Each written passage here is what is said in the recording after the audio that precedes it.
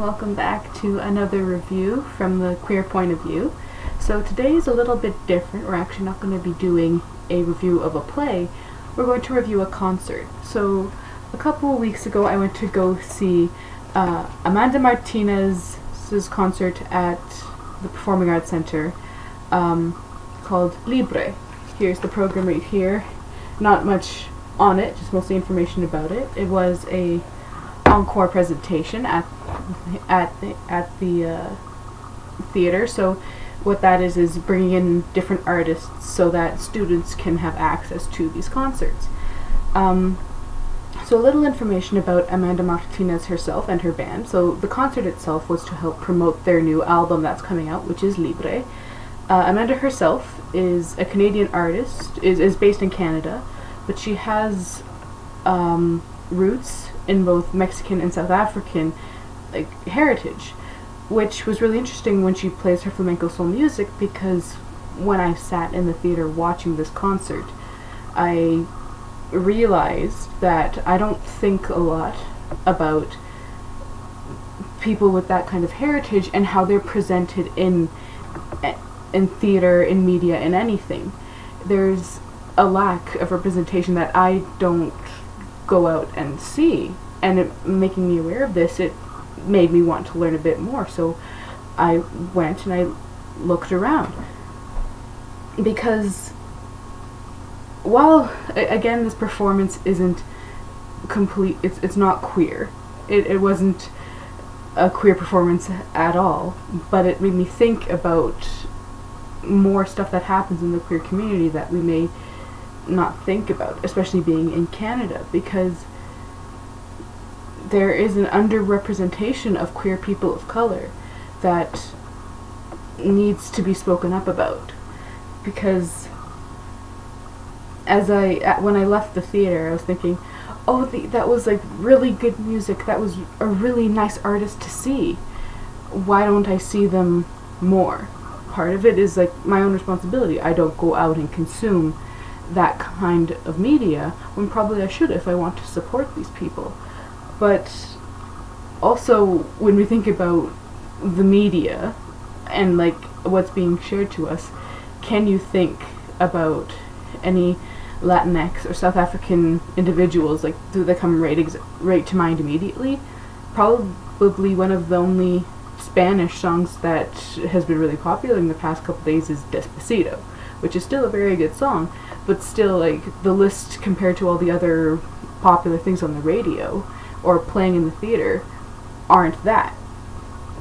So I felt like that's something that needs to be in review of how we view theater in Canada, is how it is the representation of that, because there are plays out there that are about the Latinx queer community, such as Lorca in the Green Dress by Nilo Cruz, and all the other Mexican and Latinx artists that are thriving and are around, but we aren't seeing them and recognizing them.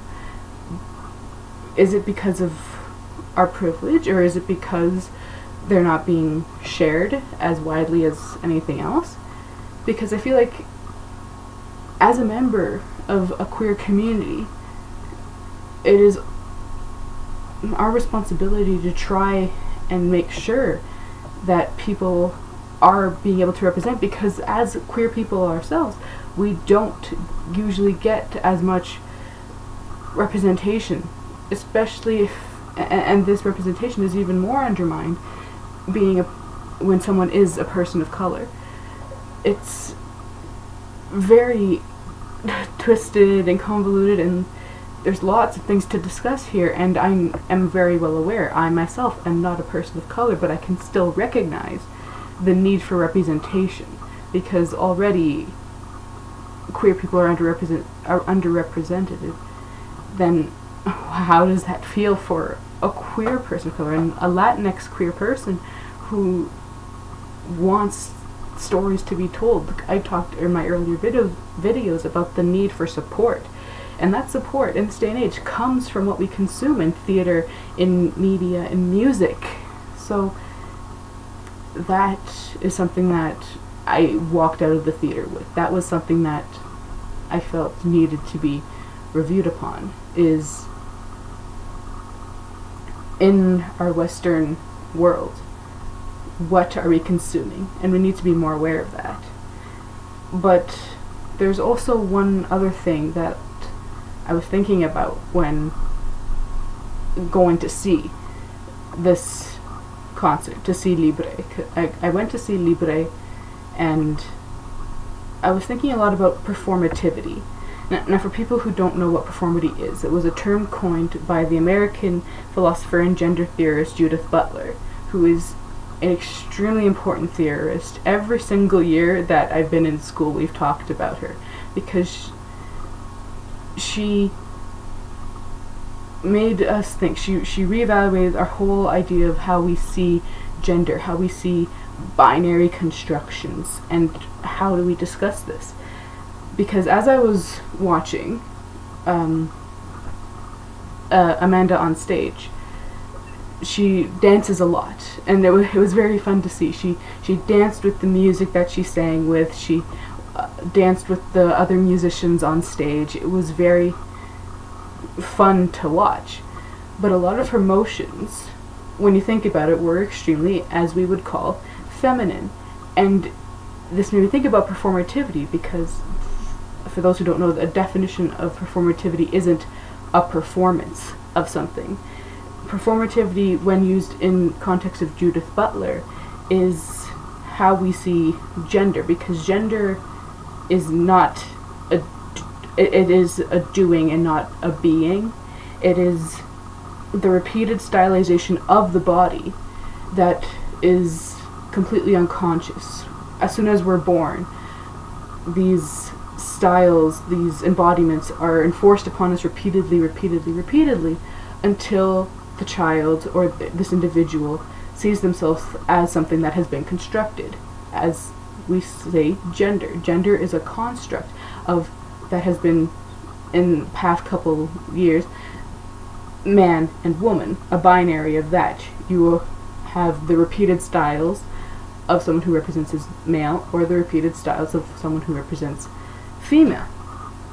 And in seeing how Amanda acts on stage, we see what is recognized as feminine movements. It's something that people describe as fluid and sexy and flirtatious, because over our whole lives, that is what feminine has been described as and constructed as over and over and over again, until we completely take it as something completely normal, when it does not have to be.